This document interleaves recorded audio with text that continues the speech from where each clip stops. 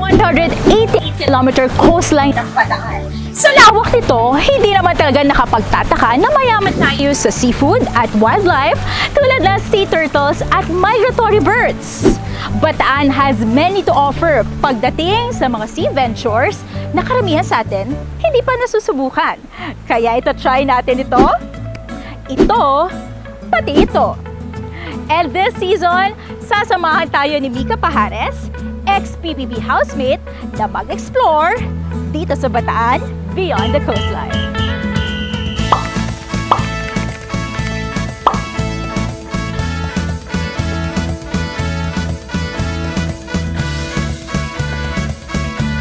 Hello everyone! I'm Mika Pajares from Balanga. And nandito tayo ngayon sa Bagak, Bataan, kung saan makikita ang isa sa mga finest beaches dito sa Bataan. Only a 3-hour drive away from Manila and 1.5-hour drive away from Clark, Pampanga. I am so excited na ma-witness dito ngayon ang Surf and Skim Competition na isang benefit event dito sa Bagak, Bataan. Hello kuya, ano pong name nyo? AJ po, AJ Barcelo. So ilang taon ka na, AJ? 16 po, magsi-17. First time mo bang sumali dito sa competition na to? Hindi naman po, nung nagpa-event din po sila nung sumali din po. Nanalo ka naman kuya? Nung unang event po, hindi naman po pinalad na manalo. Pero nung naglinggo ng kabataan, yun po nag-first place. Ay, ang galing. Ang galing ni Kuya AJ. First place siya. Sana samahan mo ko at turuan mo kasi hindi ako na mag-surfing, hindi naman mag-skimboarding. Baka sumemplang-semplang. Nung una ba sumesemplang ka din? Opo. Sana hindi tayo sumemplang mamaya. Piling ko lang magaling na teacher tong si Kuya AJ.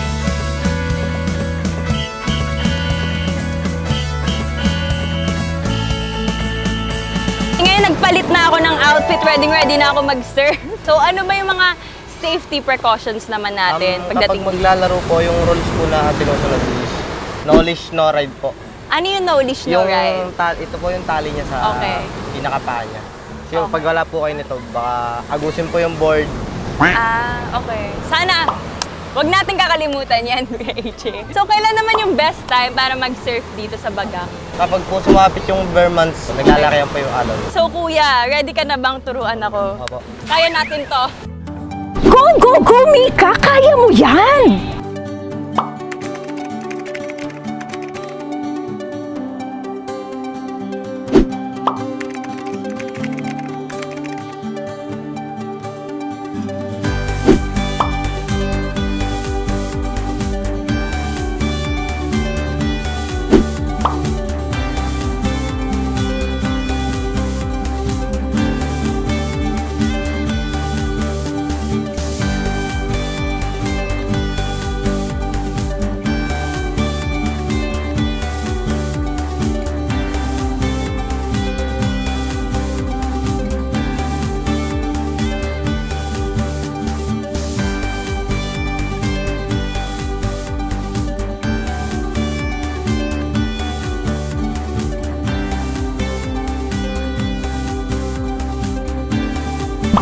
Naku, parang gusto ko rin yata itry yan ah.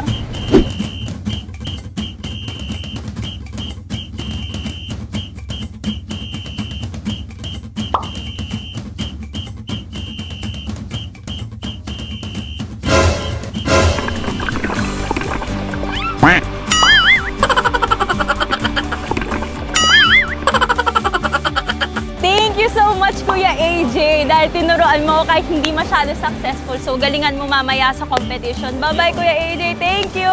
And hindi pa tayo dito nagtatapos dahil ang extreme nitong surfing at skimboarding. May isa pa tayong gagawing extreme, ang pagluluto. Extreme siya kasi hindi ako marunong magluto. So, sana samahan nyo ako and let's go!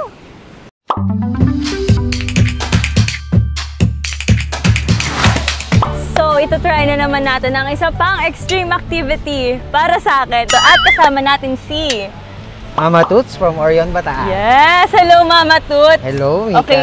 So, anong ituturo mo sa akin lutuin today? So, ito yung pinakamadali at pinaka-basic na recipe Okay. para sa seafood. And alam naman natin na tuwing pupunta tayo sa beach, syempre makakakita tayo ng mga naglalakong mga seafoods. Alam naman natin dito sa Bataan, maraming seafoods dito. So, ituturo ko sa iyo yung pinakasimpleng recipe Okay. na alam naman natin din na hindi naman natin dala lahat ng ingredients tuwing nagbe-beach tayo. So, ito yung pinakamadali at pinaka-basic na recipe para sa seafood. Tatawagin natin tong garlic buttered seafoods. Parang ang sarap naman yan. Pero may tanong po ako, Mama Tots, bakit parang may Sprite tayo? Nauuhaw po ba kayo? Yan ang tinatawag nating twist. Ay, may twist! Yes. So, ano po ba ang first step sa paggawa nitong garlic buttered seafood? Siyempre, with a unahin twist? natin ng butter. So, lagyan natin ng konting mantika para hindi masunog yung butter. Saan nyo naman po natutunang lutuin to? Kasi Turo- ako tigakain ng food. Ah. Ikaw. Turo yan ng lola ko sa akin. Okay. Pwede na nating ilagay ang ating garlic. Pwede na nating ilagay ang ating shrimp. Saluin lang natin ng konti. Pwede na nating isunod ang ating taho. Ang dami! Ilalagay ko na rin tong ating crabs. Grabe, ang sarap! Ay! Don't try this at home, ha? Mainit ang kawali. So, ito na yung twist. Ilalagay na natin ang ating Sprite.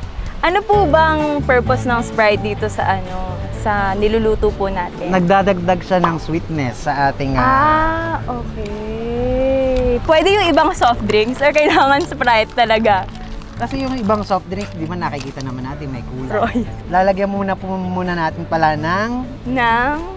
asin at saka paminta po. para magkaroon ng konting lasa. Tapos tatakpan lang natin hanggang sa maluto na yung ating crabs at saka yung taho. So yun, nantayin lang natin to and babalikan natin siya mamaya pag luto na siya.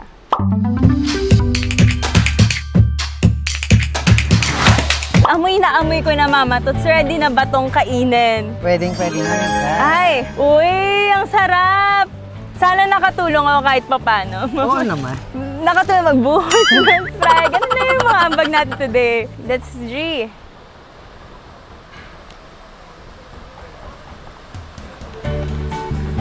Ang harap! So, nagpapasarap po talaga yung Sprite. Yes. Nakakatulong talaga siya. Kinakain niyo din po ba ang ulo ng hipon? Siyempre hindi. Ay, talaga, kinain ko yung akin. Thank you talaga, Mama Tots, sa pagturo sa amin kung paano lutuin ang garlic buttered seafoods with the twist natin. Sana samahan niyo po ako sa next episode dito sa Bataan Beyond the Coastline.